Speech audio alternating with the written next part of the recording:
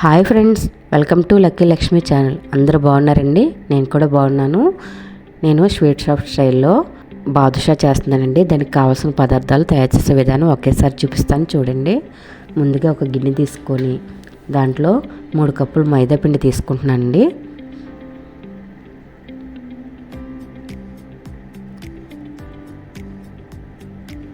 ఇప్పుడు చిటికెడు సాల్ట్ వేస్తుందండి. అలాగే తినే సోడా అండి, సోడా ఉప్పు అంటాం కదా, అది కూడా వేసి పిండిలో బాగా కలుపుకోవాలండి. 1/2 కప్పు నెయ్యి అండి. నెయ్యి కానీ డాల్డా కానీ బటర్ కానీ వేసుకుంటే బాగుంటుందండి బాదుషాలోకి. ఆయిల్ మాత్రం వేయొద్దండి. పిండిలో బాగా కలిసాక ఇప్పుడు మన చేతితో చుడితే అలా పిండి ముద్ద అవ్వాలండి. పిండిలో బాగా కలిసింది ఇదిగోండి. ఇప్పుడు కొంచెం కొంచెంగా వాటర్ పోసుకొని పిండిని గట్టిగా కలుపుకోవాలండి, సాఫ్ట్గా కాదు. ఇదిగోండి, నేను చూపిస్తున్న విధంగా ఒకసారి కలుపుకోండి. చూడండి పిండి ఎలాగ అయిందో. మనకు అలాగే కలుపుకోవాలండి, గట్టిగానే గుల్లగుల్లగా వస్తుందండి బాదుషా అయితే. ఒక 15 మినిట్స్ అయితే మూత పెట్టి పక్కన పెట్టేసుకుందాం. ఇప్పుడు స్టవ్ వెలిగించుకొని గిన్నె పెట్టుకొని ఒక 3 కప్పులు షుగర్ వేసుకుంటున్నానండి పాకం కోసం.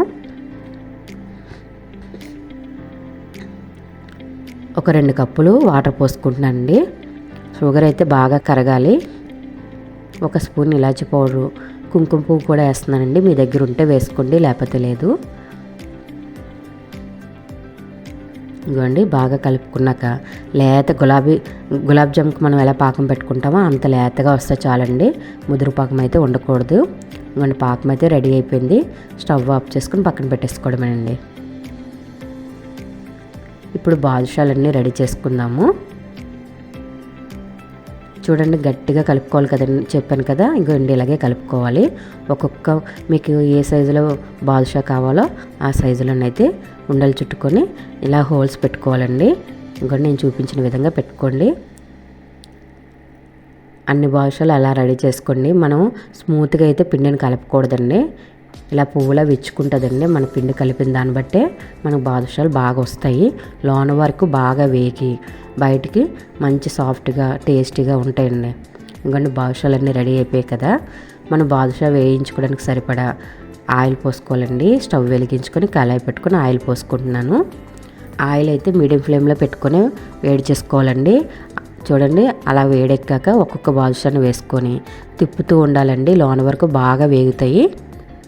అన్ని బాదుషాలు అలా బాగా వేయించుకోవాలండి. మంచి కలర్ వచ్చే వరకు వేయించుకోవాలి అలా తిప్పుతూనే. ఎందుకంటే లోన వరకు బాగా వేగి పిండి లేకుండా ఉంటాయండి. అలాగే పాకంలో వేయగానే జ్యూస్ కూడా బాగా లాక్కుంటాయండి. హై ఫ్లేమ్లో మాత్రం పెట్టకండి, మీడియం ఫ్లేమ్లో పెట్టే వేయించుకుంటూ ఉండండి. చూడండి, పువ్వులా విచ్చుకున్నాయి కదా.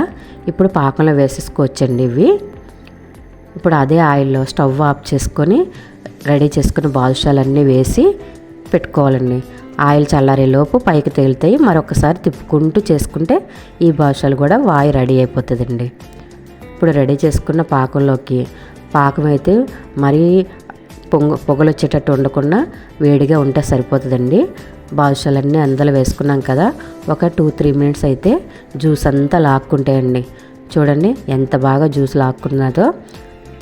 పైన క్రిస్పీగా, లోన సాఫ్ట్గా చాలా బాగుంటుందండి. మన స్వీట్ షాప్లో అయితే ఎలాగైతే కొనుక్కుంటే టేస్టీగా ఉంటాయో అలా ఉంటుంది. మన ఇంట్లోనే ఈజీగా టేస్టీగా అయితే రెడీ చేసేసుకోవచ్చు బాదుషాల్ని. ఇంకోండి, నా దగ్గర అయితే సిల్వర్ పేపర్ కూడా ఉంది కనుక అది కూడా వేసుకుంటున్నానండి. మీ దగ్గర ఉంటే వేయండి, లేకపోతే మనకి బాదుషా అయితే రెడీ చేసేసుకోవచ్చండి. అన్ని బాదుషాలు అయితే ఇలా రెడీ అయ్యండి. ఈ వీడియో నచ్చితే లైక్ ఇవ్వండి. కొత్తవారు ఎవరైనా చూస్తుంటే సబ్స్క్రైబ్ చేసుకోండి. పక్కన ఉన్న బెల్ ఐకాన్ని క్లిక్ చేయండి. మంచి మంచి కుకింగ్ వీడియోస్ మీ ముందుకు వస్తూ ఉంటాను. మీకోసం కూడా పెడుతున్నాను, తెలిసి వెళ్ళండి. Bye friends.